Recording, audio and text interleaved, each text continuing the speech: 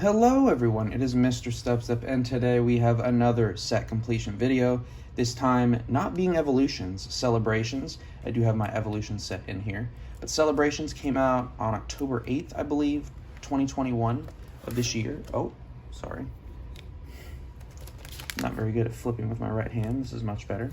Sorry, I'm flashing my evolutions master set. All right, so the set has 50 cards in total, 25 of the main set, and then 25 of the classic collection set, which are all reprints all the way back from base set all the way through Sun and Moon. Majority of them being fairly playable cards, but some of them, just appealing to collectors in general. So I'm gonna go through all the cards individually and then do massive flips, which there aren't too many massive flips in this set. So we'll start out with some of these cards. A lot of these cards combine with their counterparts like Ho-Oh and Lugia. I'm pretty sure they are a match, as well as Reshiram and Zekrom. A lot of these artworks are really awesome, featuring cameos in there like Team Aqua, Team Magma, but a lot of people, after opening so many celebrations packs, they just get old. Love this Pikachu. Never gets old with the Caterpie, and then I believe there's a Parasect in the background too, so it's hard to kind of look through the camera. Love that they reprinted the Flying Pikachu, and then they created the VMAX ones too, which are just hilarious. The first time I pulled, actually I never did pull this card, I had to buy this one individually, but when I first pulled the Surfing Pikachu VMAX, I thought it was the funniest thing because it's flailing its arms and it's on board with one of its fat feet, which I think is hilarious. And then we roll right into the Zekrom Mew. Beautiful card. When it first came out, it was actually being used quite a bit within the TCG as well. And then we have the Xerneas, in my opinion, probably like the best looking holo within this set. Looks really good. And then you got the whole family line, kind of how they've done in previous, Radiant collections and other sets where they show the progress of Lily and the Pokemon evolving and then Lily growing up, which is a really nice touch, reaching that maturity. It's almost like, playful kid crying, that's what kids do and babies do. And then they're resting, gain power. And then super mature, looking off in the distance, Lunala flying too, so that's pretty nice. We have the Zacian V, not as good as the metal typing one, but it has some niches here and there. Got the Groudon with Team Magma. We got Zamazenta V. Really wish Zamazenta V was slightly more playable, but hey, it's whatever. I did pick Pokemon Shield, so there's that. But that meant I got the shiny Zacian from that GameStop code. Got Yveltal, got Dialga, and then we have Solgaleo, which also features a more grown-up Lily, which is nice. We have the Lugia, and then Professor's Research. A lot of people were kind of hating on this card. I thought it was really unique and I liked it. If they could pick any professor to put in this set, I think they picked the right one. And then, he's writing on the card, which is really unique and cool. I like that a lot. And then you got the full art Professor's Research. I think it's a nice looking professor. I mean, I think he's a good looking man in that photo. So once again, probably been pulled a bunch of times, so price doesn't really reflect as much as a regular full art trainer, especially Professor Oak would. And then I have the Sidekick marking for the Mew. I did pull this in a Celebrations ETB, my first one, and I just have it in a semi-rigid holder because I plan to send it off to PSA someday, but such a beautiful card. Shiny Mew is just really catches the eye. The blue goes really good with the gold. I was thinking about CGC and then the blues might match, but I figured no. And I did decide to leave some space here, and just start this all on a new page. So if that bothers anybody, I'm sorry, but that's just what I chose to do.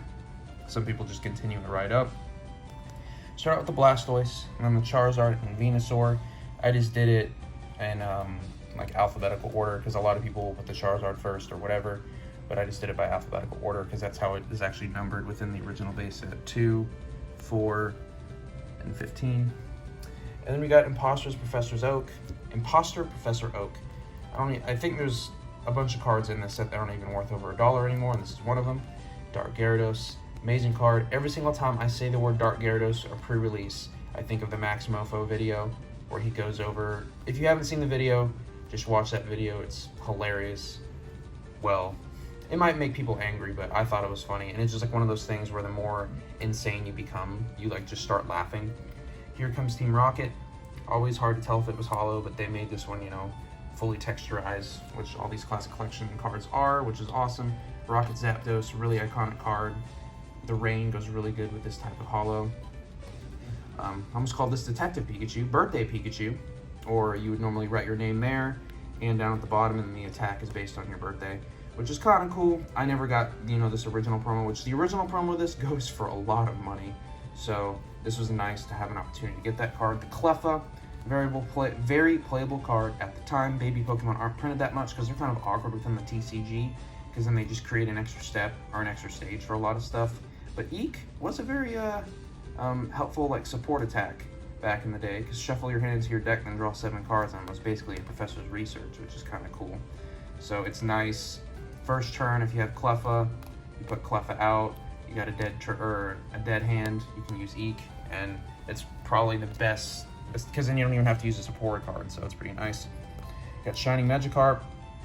I had to individually purchase this one as well as the Charizard. So I pulled all the expensive cards except for the Charizard and the Shining Magikarp. So if I would have pulled the Charizard and Shining Magikarp, probably would have got them graded, but I bought them as singles, so they don't really mean as much to me, so they look just fine here in the binder. Team Magma's Groudon, not a bad looking one. Rocket's Admin, another one that I think both these are worth less than $1.